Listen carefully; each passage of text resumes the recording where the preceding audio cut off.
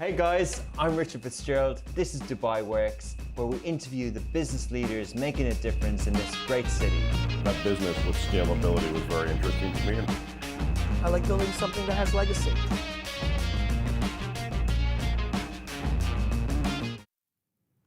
Good morning. Hi everyone. Welcome to another week of Dubai Works podcast. This week we're joined by a true Dubai entrepreneur and CEO, Ritesh Tilani. He's going to talk about his company Enhance, how it's structured, how he's been an entrepreneur in this space for the last few years, and one of the consumer-facing products that you will probably know of is Joigifts. A lot about what they're doing during the COVID-19 and also looking to trends in the future. Good morning, Ritesh. Morning, Richard. How are you? I'm very good. Thanks for joining us and good to see you remotely. Yes, pleasure to be on the show. So I can see from your setup there that you're working from home. Is that something that you adapted to, or were you ready for this? I mean, look, it's an interesting question. I mean, I think the norm has always been traditionally to work from an office, and we did too. And especially as a growing company, when you have, a lot of team members in which are trying to instill a certain kind of culture, and there's new members joining all the time, it's good to have face-to-face interaction.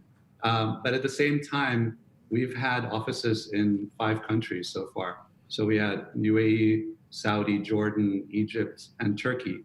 So we're always working with remote teams to start off with. So it wouldn't be face-to-face interactions with many of our employees as it is. So working from home all of a sudden doesn't change anything for a big chunk of that team when they interact with us or we interact with them. And so it hasn't been that much of a change. And I always, as I was telling you offline, I've always had this office kind of set up, designed into my living room from the get-go, just because I spend so much time with work. And so I have my desk and a monitor and everything, and the office chairs. Office chairs, yeah. I think that's a real tip. I think I heard of some people sneaking into their offices and taking their work chairs home just so their posture can be good at home as well. But you're already prepared. Absolutely. Amazing. So, yeah, just a bit of context. Can you tell us the company you mentioned in those countries? Can you talk a little bit about Enhance and what you do? Sure. So I guess starting off with Enhance is probably the right thing to do in this context. And essentially, my partner Alper and I started Enhance back in late 2015, early 2016. And so, if I step back even further, I mean, I'm from the region. I was born and raised in the UAE. So I'm sort of a son of the soil, if you will. And I've been in this region for the longest time, the biggest chunk of my life. And I've been surrounded by entrepreneurs and SMEs. And as you know, Dubai is, a very SME heavy economy. And so for us, launching businesses of our own at some point was kind of natural. I was bound to do that eventually, even though I spent some time in consulting and corporate strategy and so on in the US, in Singapore, in Europe. But this was my passion, building a business from scratch. Now, having built a few businesses over the years, what I realized was that all of us are operating in silos, and the Middle East is a very difficult place compared to many other regions to start businesses in. It's very expensive, there's a lot more bureaucracy, and that's gotten better over the years, granted. Still very expensive and still difficult. Finding talent is not easy. Getting them visas and so on adds up in cost as well. The trade licenses, office space is a requirement. Working from home, which many people, they start businesses in garages in the valley, for example. We can't do that here, right? We need to have at least a virtual desk somewhere or a physical office if you plan to have a team. And that's just the admin and bureaucracy side of things, just to get it set up. Then, building the tech and finding the talent for that, identifying the right marketing tools, acquiring customers for your business. So we're all paying Google and Facebook, for example, to acquire customers in search and on social media. and each of us is paying Google and Facebook for that same customer, right? And then fundraising is another big one as well. It takes up a lot of time. In our experience, it's taken 40 to 50% of all of our bandwidth, right? Mm. So each business is doing that kind of standalone. And we figured, after having done this a few times and having invested in businesses and seeing them go through the same challenges, and having multiple investments which wouldn't necessarily collaborate together, right? For example, sharing customer database is not so simple. One business thinks theirs is more valuable than the others, and so they expect to be paid for their database. So sharing doesn't happen so freely unless you have the same set of stakeholders in both businesses. So we decided to launch what we called at the time a venture builder. Turns out there is an actual globally accepted term for this called startup studios. And essentially you just launch a number of businesses under the same portfolio, the same umbrella organization. And so the ownership is exactly the same across those businesses, 100% owned by the startup studio in our case. And so you don't have any issues or friction getting those businesses to share assets and resources across the portfolio. And so all of a sudden, getting customers becomes much easier and cheaper. When you launch every subsequent business, you just take the database from the previous business and hand it over to the next one for free overnight. So that gives it a huge head start, right? It takes a lot less time to get to the same level of scale with a lot less money. So the fundraising requirement goes down as well. And at the same time, you're fundraising as a group. So each business doesn't have to go and fundraise on its own. And so now all of a sudden you've practically doubled their bandwidth to focus on building the business rather than on building business and then going and pitching it to investors and then going through the due diligence and so on and so forth, right? So Interesting. So that kind of where the startup studio model came from, and we decided to launch it with one business, and that's what you know as Joy now. And we're getting ready now to launch multiple new businesses one after the other. And are they businesses that you launch, or do founders and entrepreneurs come to you with a concept? And if so, what's the split and how does that work? Sure. So we're ex-management consultants. I used to work at Bain. My partner Alper worked at McKinsey, and we have a lot more experience other than that, our consulting days as well. And now we're joined by our partner in Saudi as of about 6 months ago or so, Mohammed Al Hokel Mo. And so, amongst the three of us, we have a lot of business ideas. We've been doing this for long enough. We see the gaps in the market. We have connections to other more advanced ecosystems like Europe, and in the US you have the Valley, Silicon Valley. And so we have the benefit of foresight in this region because we're a little bit behind the curve. We were playing catch up to a certain extent. And so we see what models are working elsewhere, and we're documenting all of that and figuring out how we can adapt it to better suit the needs of the customers here in the Middle East, right? And so we have this long list, and based on certain criteria, for example, how big is the market for that particular opportunity? Are we the right people to execute on it? So ease of implementation, right? Whether it's in terms of our expertise or the resources that we have, thanks to our previous businesses, for example, or the network that we have access to through our existing relationships, through our investors, for example, as well, and other stakeholders. So we prioritize based on those criteria. And then now a more recent development also, another criteria I've added is it COVID-19 proof, right? So will this survive given the current situation and assuming the situation extends for the next year or two, right? Will it even flourish in this particular situation? So if we had unlimited bandwidth, we'd go and launch all of these businesses ourselves, right? But we can't. We only have so many hours in a day, and there's only so many of us to start off with. So we do invite founders to come and start these businesses with us. Now, in some cases, a founder might have an idea of his own that he's already been working on for a certain amount of time. And in one particular case, turns out, this is an actual real story, and I'll tell you about it later as well. We'll touch on that business. But we're working with somebody who had this idea. Turns out we had the same idea. Okay. and we'd already been working on it as well. So we just joined forces, and it was very easy to do that, Oh. right?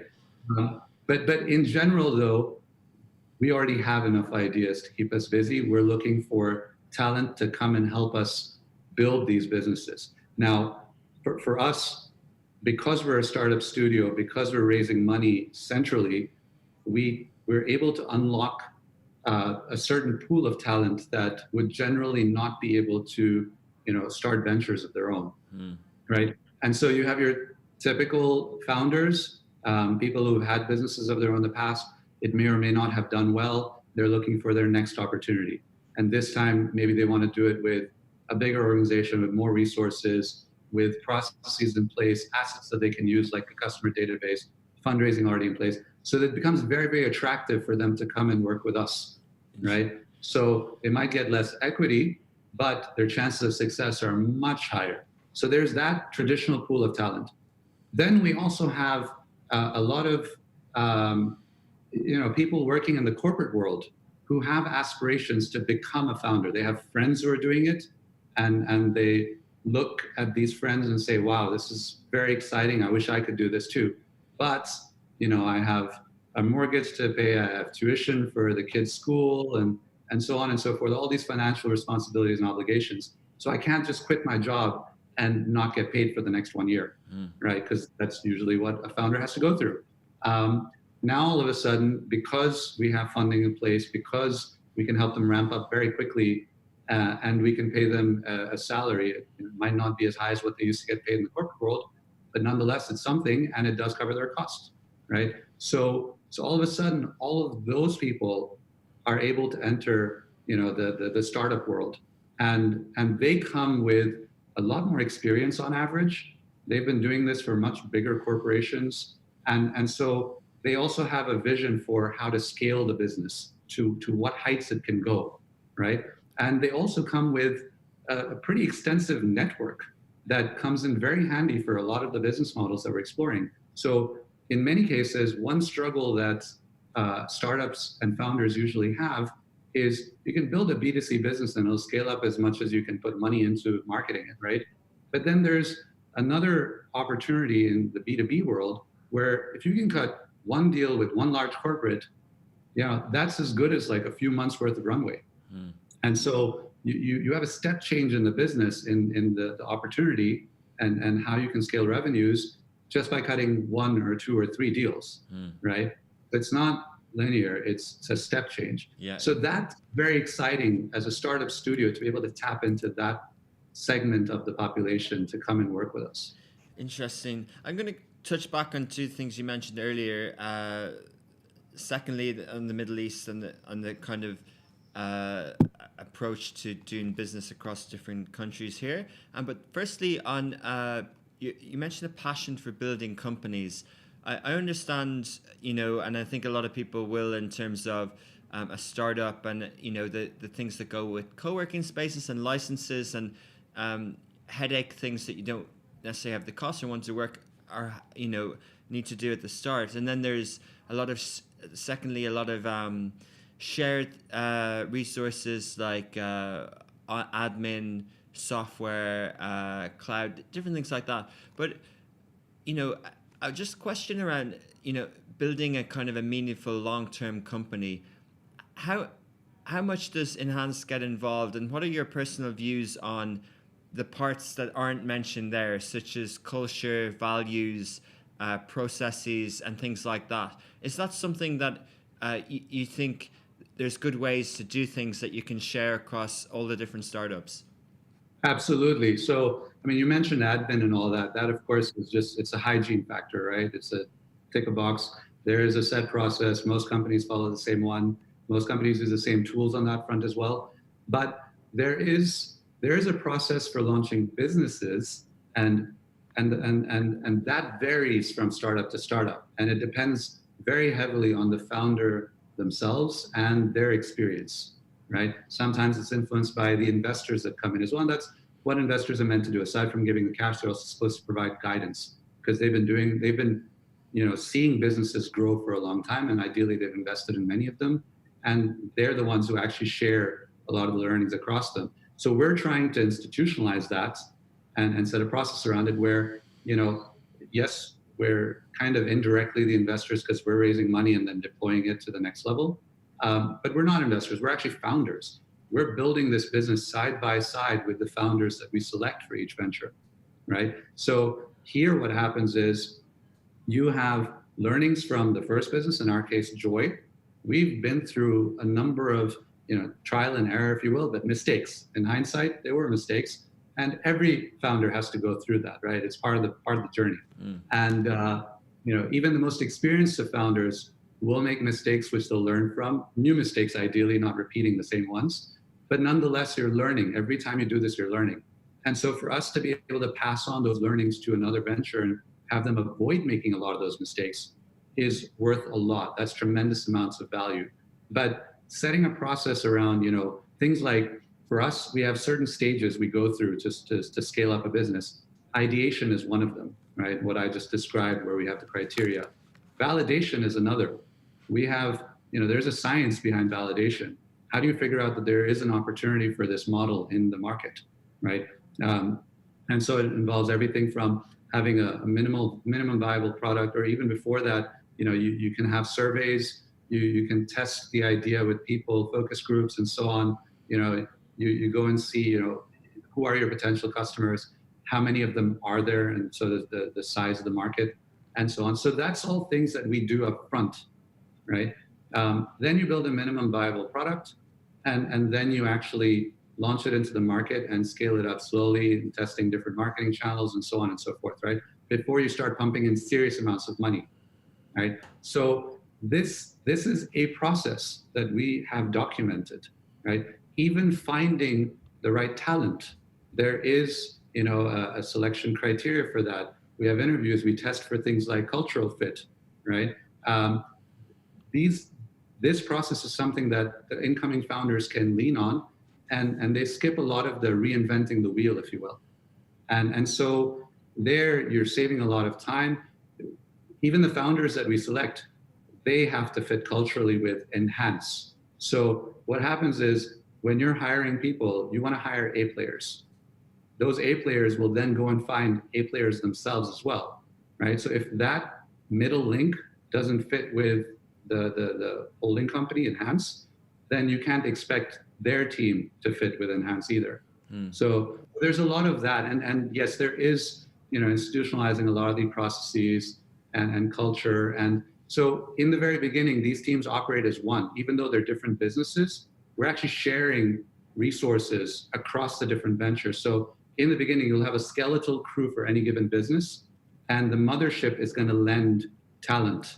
So that way they get to interact with our core talent base, and that culture kind of seeps into the founding team for that venture, right? And then even when that core talent goes away, they've kind of left behind that stamp, that DNA of Enhance. Yeah. Right. And we as founders of Enhance, we're also there to work side by side with each of these founders. So there's a lead partner from the three of us that focuses on any given business, and we kind of share responsibilities across that. Interesting. And so do you see Enhance as a holding company? And if so, the companies that grow out of that startup studio, other than an investment, will they have other type of an operational involvement? Some holding companies are very kind of standoffish in terms of how they I don't know the real management term for it, but operational control at an individual level versus being involved and operational control partially at a holding level as well. Yeah, so what you're describing is centralization versus decentralization, right? So you have different business units, if you will, rather than different companies. So in our case, that's pretty much how it works, actually, if you think about it. So there are certain functions which the business, each individual business doesn't need to have. So for example, legal is a perfect example. You don't necessarily need to have legal counsel for each individual business standalone, right? That's overkill.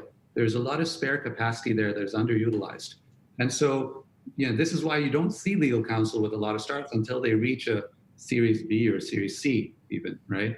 And so if we can have that centrally, one or two people, then they can give part of their time to each venture as required.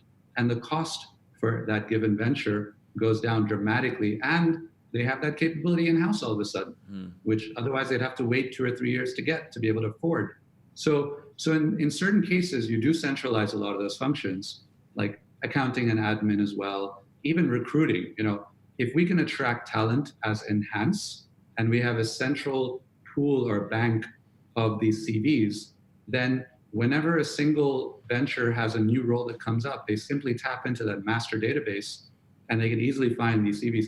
And so centrally, you're maintaining relationships with a lot of this talent and potentially even passing them along proactively to a lot of these ventures. So all of a sudden, that's another area that helps each venture succeed, faster, better, quicker, bigger. It's the talent is one of the biggest levers in the success of a business. And we do that centrally and professionally, right? We'll have a director of HR whose only job it is to find talent across the portfolio. Yeah. Right. So that's the kind of stuff you want to centralize.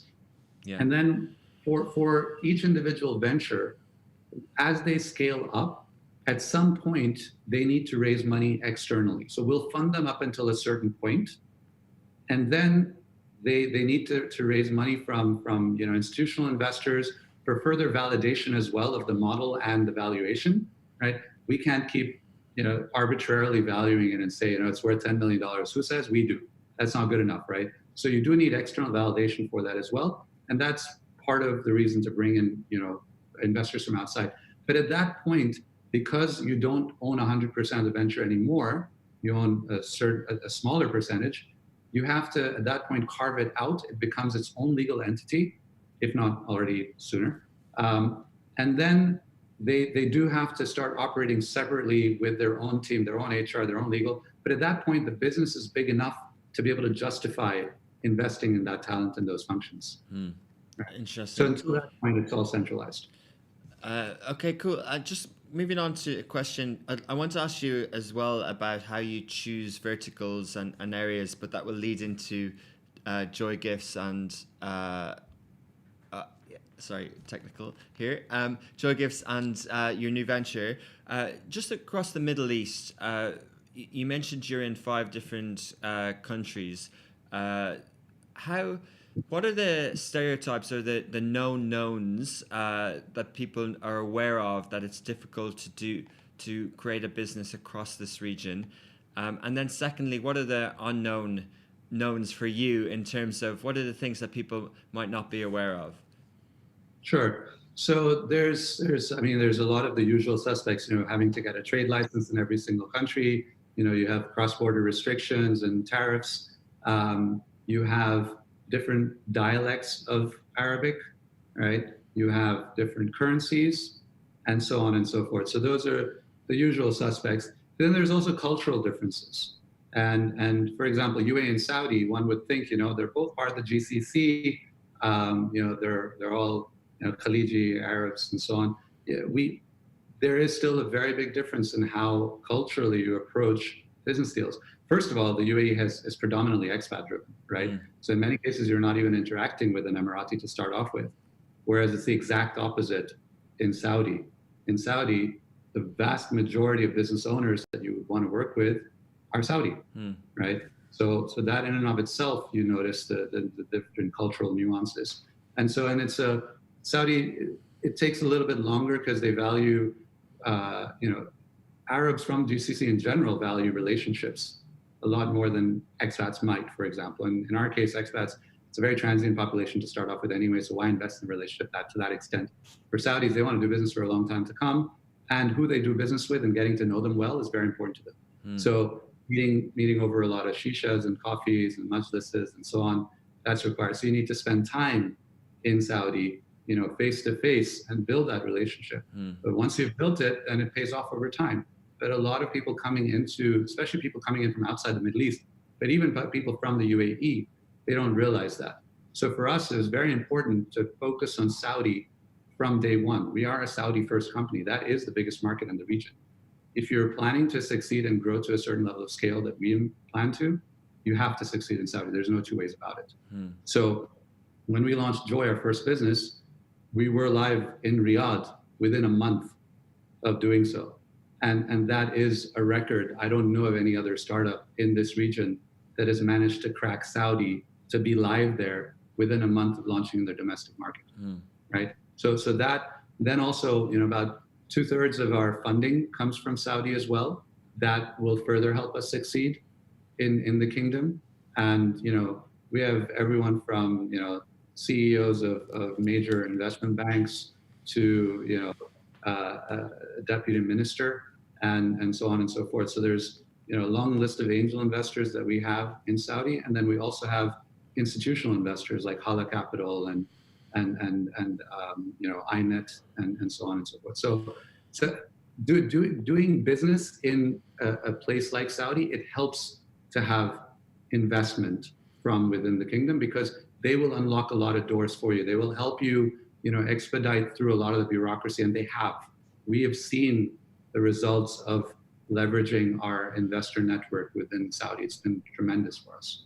Amazing to see how you focus and put that as a kind of a number one, a Saudi first company. I think that often helps to crack an area, whether it's a location or whether it's a customer base. However, that doing a country local and applying, with talent and with structure and with investment will help in that market. But around the Middle East in general, it's however many countries we talk about, whether it's the GCC, Levant, or North Africa, it's almost impossible to have 14, 20, 22 offices of the same size, team structures, dialect, everything in that way. And companies who try and do pan-Arab from one location, as you alluded to, face a lot of challenges. Is your view of Enhanced in the 5 markets that you're in to be, to be as localized as you are in Saudi? I don't think, look, it all depends on the size of the opportunity. For us, Saudi is the biggest opportunity, okay. So we invested heavily from day one. Now, having said that, we could have invested more in Saudi. It was difficult to find talent there, though, right? Now, we have our Saudi partner, Mo, and he's been fantastic. He's been ramping the business up there. And over time, as the Saudi business grows, it's already surpassed our UAE business, by the way, which is fantastic. For the first time in a few years since we started, basically, Saudi is now finally, and rightly so, bigger than our UAE revenues. And so the size of the office there will also grow proportionately to a certain extent, right? Now, in other markets, we plan to operate with satellite offices, if at all. So for example, Jordan is a great example of that, right? We don't have, a big office there like we do in the UAE or Saudi, because the size of the market is smaller as well. And frankly, you don't need to replicate your capabilities in every single country. There's a lot of resources that you can centralize, a lot of processes. For example, marketing. You don't need to have a marketing team on the ground in every single country. You can actually manage that remotely, as many people do. And you have a ton of agencies in Dubai that will run campaigns for you in many other markets without needing an office there, right? So we have offices where it's justified to do so. We do have an operations-heavy business like Joy, where we're doing offline deliveries. So you might always have a skeletal crew to manage at least that side of the business in a given market. And even that we do remotely to a certain extent. So for example, Jordan, Amman, covers both Jordan and Lebanon, so Levant. Right? We don't need to have somebody in Lebanon as well. And then there's other markets like Turkey where we haven't launched yet, right? But we have an office and a team there, because that is where you get great technical talent. So our tech team is amazing. And we're lucky enough to find them, and we found them in Turkey, so we opened an office there for them, right? It's more difficult to find that kind of talent in the GCC, for example. As much as we'd like to have them sitting side by side with us, which is irrelevant in this day and age anyway, so it doesn't matter. We can't do that, and so Turkey it is, and that's perfectly fine. And at some point we can launch Turkey as well, because we now have a trade license there. Okay. So any business we launch, they leverage those trade licenses and those offices and the colleagues that we already have in those markets. Why do you think that is from a tech point of view? Because there are a lot of universities in Dubai. There's a lot of youth here. There's a lot of young talent. We've experienced from a content point of view, it's a great place, and also in Saudi as well. There's a lot of media graduates, a lot of universities as well. Are you finding that some people who take chances here on tech and that type of talent, not maybe from a mass investment, but just from a kind of a couple of people based in the market, or do you think that we'll never be able to have the talent here for tech companies? No, I think we will. I think that's changing quite quickly, especially now that, for example, e-commerce businesses are flourishing. So what talent are they going to need? Tech, obviously, right? So the more opportunities there are in the market, the more you'll find talent retooling themselves or, coming out of university with that skill set. And so over time, you will have more and more talent readily available here. We started this 4 years ago. So, at that time, it was very difficult to come by. It's changed a bit since then. It's still very expensive to get talent here because the cost of living is so high. Yeah. So, especially in the UAE, our rents, our visas, and so on and so forth, all of that adds up. And so the expectation of that same skill set, the resource with that skill set, is higher than it would be in other markets like Turkey or others. Okay, interesting. Let's talk about Joigifts. It's a strong brand visually. I know it's got a lot of meaning behind it, and essentially it's an e-commerce gifting company. Can you talk about the idea and how it fitted with the Enhance philosophy? Sure. So one thing I failed to mention earlier was Enhance has a focus. Okay. The reason why we can share these resources across businesses is because they follow a similar theme, and that theme is online marketplaces. So we are in the business of building and growing online marketplaces. The reason we do that is one, because there's a lot of businesses that are offline, and there's a lot of consumers that are transacting offline today with them. And they want to transact online, but they can't because these businesses don't have an online presence. So we give them that online presence. We also give the consumers convenience in the sense that you go to one place to find all the options, kind of like an online shopping mall, right? You go to the mall because you can go to a number of different shops and buy products across different categories. We allow you to do the same in a marketplace. So on Joy, for example, you have flowers, cakes, and other gourmet products, unique gifts and experiences and online gift cards and so on. And I'll get into that as well. But essentially, we're simply connecting two pieces of puzzle that already exist. And so we can do that at scale, and we'll add an extra layer on top of that with logistics, as we did enjoy, as required, so that we can go pick up from the product from the merchant and deliver it to the consumer. But the beauty of the marketplace model is the fact that you don't have to hold any inventory, right? That's on the supplier. And so it's just in time, it's drop ship. So we get the order, we pass it on to the supplier, we go pick it up and we deliver it to the consumer. And so no inventory, our working capital isn't tied up, and it becomes very easy for us to scale. And also, depending on how behavior or preferences change from the consumer standpoint, we already have a catalog. Hopefully, it's wide enough, and our consumers will still find something there to buy. And so we don't have to throw out a bunch of our products and go find new ones. Is that the model for all your online marketplaces, or does it depend? And is that Joy specific? It depends. But so far, for Joy, this model works great. Right. So for Joy, the reason we went after gifting in the first place was because we found that as a challenge. And as consumers, to have to go somewhere to pick up a gift and then what to pick and so on, and then you have to go to the recipient to deliver it, doesn't work. I can't always do that. And so we found that the experience was quite broken, and we found that from our friends as well. And so, and with gifting, the margins are pretty decent, so there is room to play there. And we found that is also a very big market. So, for example, you have 900,000 birthdays every day across the region. You have 18,000 new babies being born. You have 200,000 anniversaries being celebrated. So it's a big opportunity. Yeah. Right. And there, what a lot of our peers either don't understand yet or simply don't have the capability to deliver on, it's that it's not about getting a box from point A to point B, as when you buy something from Amazon, for example. It's about making someone feel special. That is it. That's the bottom line. If you can't do that, you failed. You failed as a marketplace. You failed as a sender of that gift, right? So it's all about that relationship, and that's what we focused on from the get-go.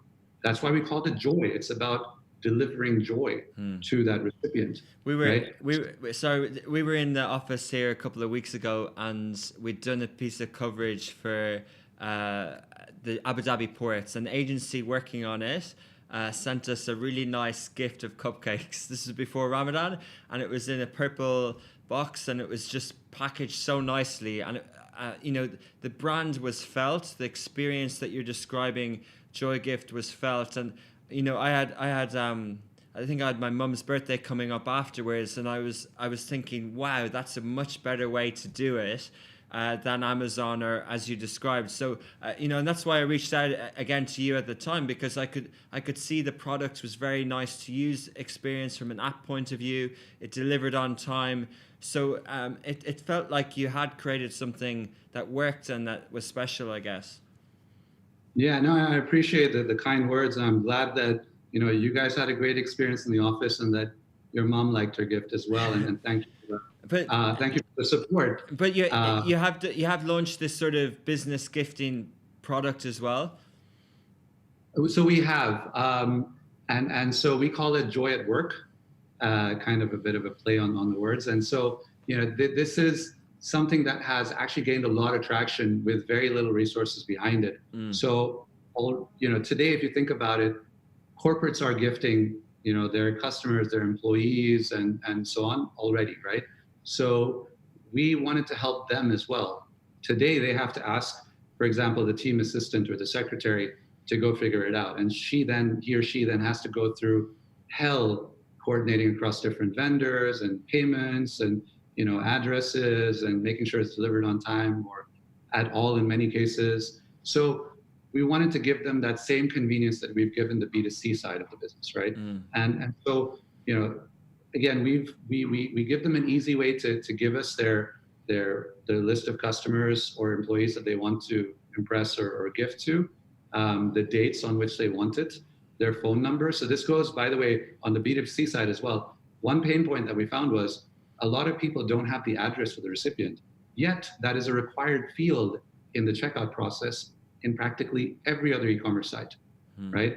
So, for example, Richard, I don't know where you live. If I want to send you something for your birthday, all I have is your phone number because we exchange WhatsApps at some point, right? But I don't need to know your address, and I don't need to ask you for it because I don't want to ruin the surprise. So our call center will reach out to the recipients as long as they have the mobile number, and they'll get the address while maintaining the surprise element, right? Okay. And so that is, it's useful for businesses for a different reason, not because they want to surprise anybody. They would like to, of course, but they simply don't have all the addresses for all the customers. So we can do that. So we worked with, Bulgari as a brand to deliver cupcakes to journalists, by the way, before a big media event. We delivered gifts to customers of Chivas, of Nike. We work with many of the major banks. So for example, HSBC on milestone birthdays of their top clients, they use us to deliver a nice experience, a menu of gift options that the customer can pick from on the spot. And we hand them the voucher for this experience, for example, like a spa treatment or yoga class or something like that. We work with Emirates NBD to do the same if their customers are celebrating, buying a new house, or it's their anniversary or birthday, or the son's graduated. These are all occasions for their relationship managers